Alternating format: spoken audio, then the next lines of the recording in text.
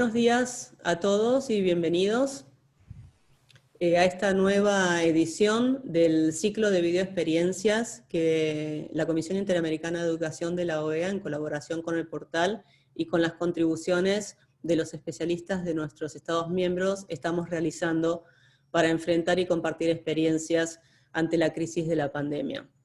El día de hoy vamos a abordar un tema que es de suma importancia en nuestra región, sobre todo para aquellos que creemos en el acceso a una educación de calidad, equitativa y con igualdad. El tema va a ser educación y personas con discapacidad, y para ello contamos con especialistas de 3 países de la región, de Argentina, de Colombia y de Costa Rica, que ahora en breve voy a introducirlos. Y creo que tenemos una oportunidad espectacular de aprender muchísimo de estos colegas que han estado trabajando en el área por muchísimos años, que han sumado experiencias, que han sumado cosas que funcionan, cosas que no funcionan, para poder desde allí poder avanzar y realmente generar una educación con inclusión en nuestros países y en la región. Sin más, entonces voy a mencionar quiénes nos acompañan hoy en este ciclo de videoexperiencia. Por parte de Argentina nos acompaña Mónica Graciela Amado, directora de Educación Inclusiva, Educación Especial y Orientación Técnica en la provincia de Río Negro, en Argentina. Mónica es profesora también en la Universidad del Comahue, profesora especializada en educación especial, con su maestría en psicología educacional y especializaciones en gestión de docencia universitaria y sistemas educativos.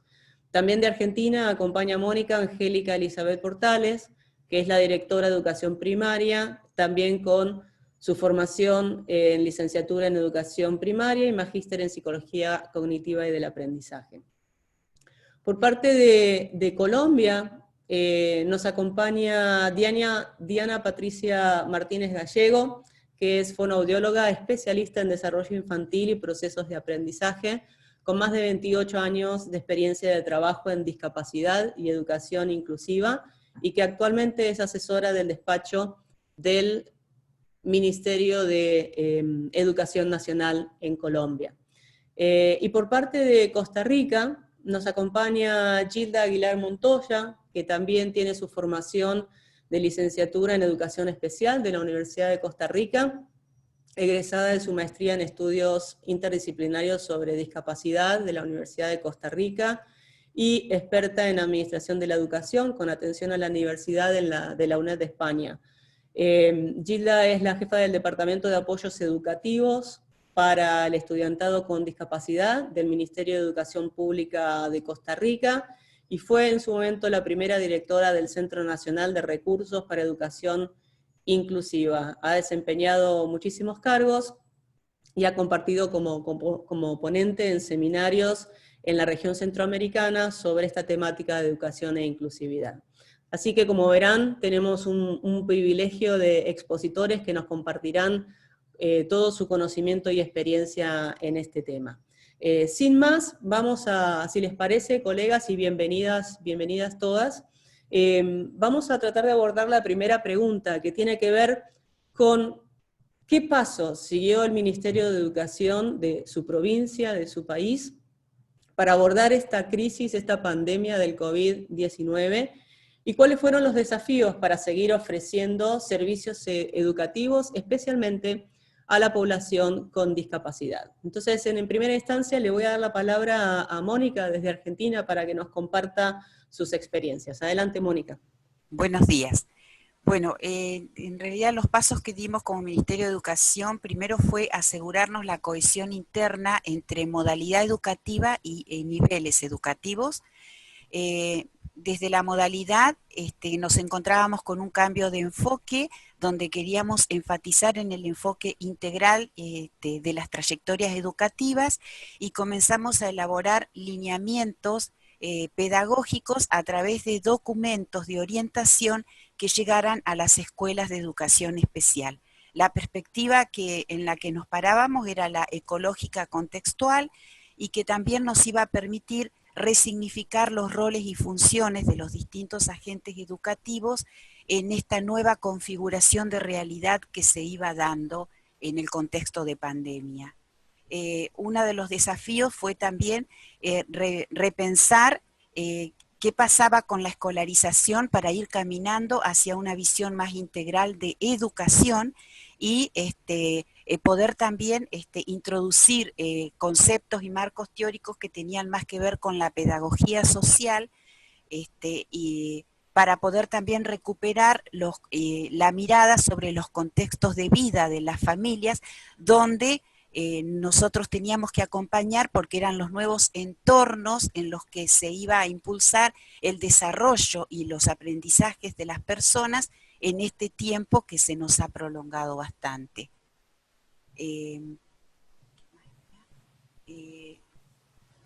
Por supuesto que nosotros, por la educación inclusiva que venimos desarrollando desde hace años, este enfoque lo vamos compartiendo con los niveles educativos, y en el nivel primario es donde tenemos la mayor cantidad de población con discapacidad, ya incluida en escuelas comunes. De ahí que la dirección de la que formamos parte se llame Educación Inclusiva y Orientación Técnica, porque trabaja codo a codo con los niveles para forjar esa educación inclusiva. La búsqueda de recursos y de materiales justamente se hace con los equipos, y se van incluyendo los links de orientación en los documentos de apoyo que se van, digamos, brindando a la tarea de los supervisores y de los equipos directivos de las escuelas de educación especial, que se han convertido en agencias sociales que potencian la comunicación con el entorno social, con los barrios, con los centros comunitarios, con los centros de salud.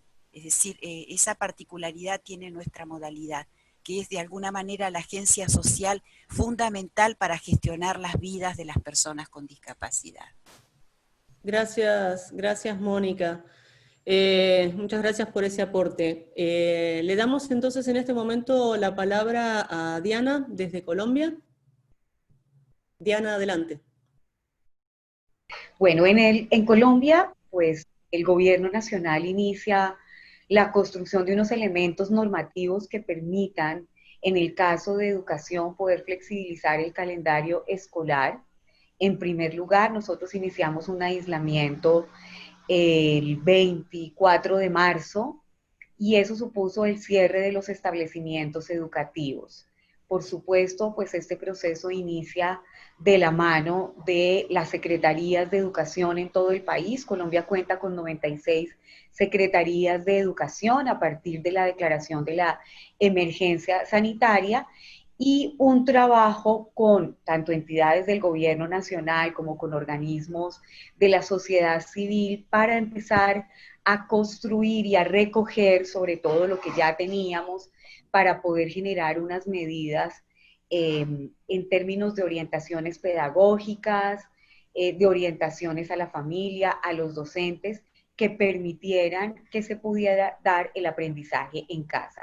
Y allí pues están también los estudiantes con discapacidad.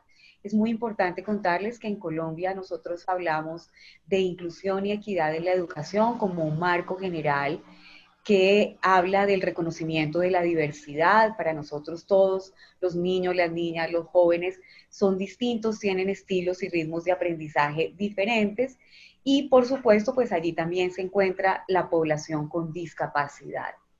También muy importante contarles que desde cada Secretaría de Educación se cuenta con unos recursos económicos cada año girados a estas secretarías de educación desde el gobierno nacional, para que se puedan establecer todas las medidas de trabajo con la población con discapacidad. Contamos con recurso humano preparado, docentes de apoyo pedagógico, intérpretes de lengua de señas, modelos lingüísticos, todo un recurso humano que está preparado para dar esta atención. En el caso de la emergencia sanitaria, pues obviamente hemos tenido que volcar todos los esfuerzos y todas esas estrategias para atender el aprendizaje en casa de las personas con discapacidad. Un elemento muy importante ha sido el trabajo con las familias. Más adelante podré mostrarles las orientaciones específicas que se han generado en este tema, pues porque por supuesto acá la familia es fundamental. En el caso del tema de discapacidad, todos los que lo hemos trabajado sabemos que la familia es protagonista de todos estos procesos. Las familias conocen muy bien a sus hijos, conocen muy bien las características de la discapacidad que presentan sus hijos, y en este momento esas familias con ese conocimiento son muy valiosas para seguir logrando ese aprendizaje en casa, esos procesos de desarrollo y de aprendizaje para las personas con discapacidad. Y por supuesto ha habido todo un proceso de preparación también a los docentes, obviamente, vuelvo y repito, recogiendo todo el proceso realizado. Esto no salió de un momento a otro, sino que se trata de recoger todas las estrategias y las herramientas con las cuales contamos en educación. Y en el caso de los docentes, pues obviamente el mayor desafío ha sido poder retomar esa capacitación en el uso de herramientas digitales, del uso de la tecnología, para poder lograr pues responder a este reto, que es tener a nuestras niñas, niños y jóvenes aprendiendo desde la casa. Eso sería como el marco general. Vuelvo y le repito, había un trabajo muy importante con el Ministerio de Tecnologías de la Información y la Comunicación, con el Ministerio de Salud, que es por supuesto quien nos marca la pauta permanente para todas las medidas que hemos tomado, y flexibilizar el calendario escolar, que ha sido otro reto muy importante porque hemos tenido que hacer unos cambios para poder responder a la pandemia. Gracias, muchísimas gracias, Diana. Muy interesante el abordaje de Colombia. Vamos a darle entonces ahora, en este momento, Ahora para la quitarla. palabra a Gilda desde Costa Rica, para que nos cuente cómo Costa Rica ha encarado este tema. Adelante, Gilda.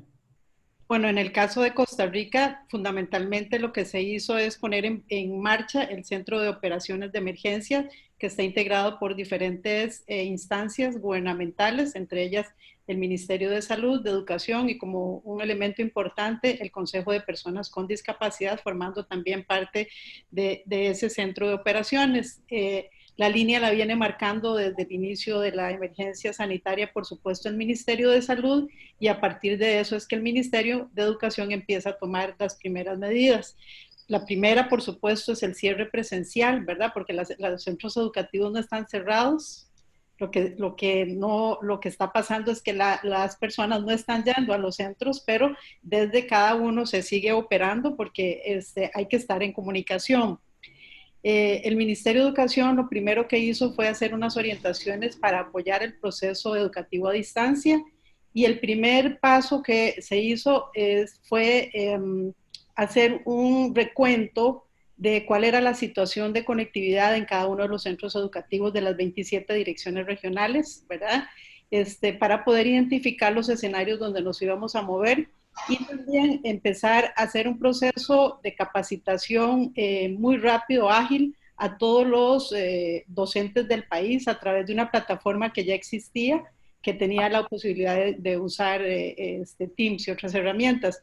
En esos escenarios, para poder saber cómo íbamos a operar, se determinaron la situación de todos los estudiantes y las familias que tenían conectividad de dispositivo, los que lo tenían reducido limitado, los que solo tenían el dispositivo, y muy importante, cuáles eran los estudiantes que no poseen este dispositivo y tecnología, porque ahí había que tomar medidas importantes para que nadie se quede atrás.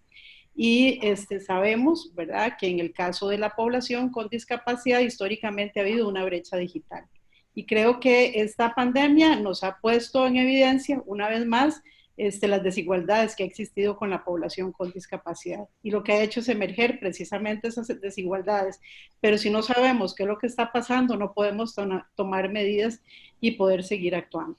Entonces, se empezó con este documento de orientaciones a definir, y además con el proceso de capacitación a los docentes, ya poder usar, ya de por sí habían muchos recursos digitales que el MEP había venido elaborando y diseñando durante muchos años para poner en la estrategia Aprendo en Casa, ¿verdad? Para que las estudiantes las familias y los docentes, porque aquí es un tema muy importante el acompañamiento a los docentes. Esto es inédito, nadie había vivido una situación como esta. Entonces, por supuesto que las familias son muy importantes, pero ese vínculo van a ser los docentes. Requieren de capacitación y acompañamiento. Entonces, este documento de orientaciones nos llevaba hacia esa oportunidad.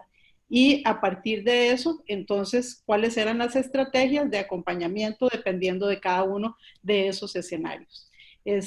Cómo se iban, entonces se definieron espacios para clases sincrónicas, asincrónicas, esa plataforma digital que permitía la conectividad, el establecimiento de redes de apoyo, ¿verdad? Que permitieran que los docentes pudieran comunicarse entre ellos, pero también con las familias. Y además entender, y creo que en eso fue enfática la ministra de Educación, no es llevar la escuela a la casa. No podemos llevar la escuela a la casa. Podemos dar procesos de continuidad de estrategias educativas, pero no podemos asignar esa responsabilidad directamente a las familias, ¿verdad? Y eso es muy importante para definir los horarios, las trayectorias, ¿verdad?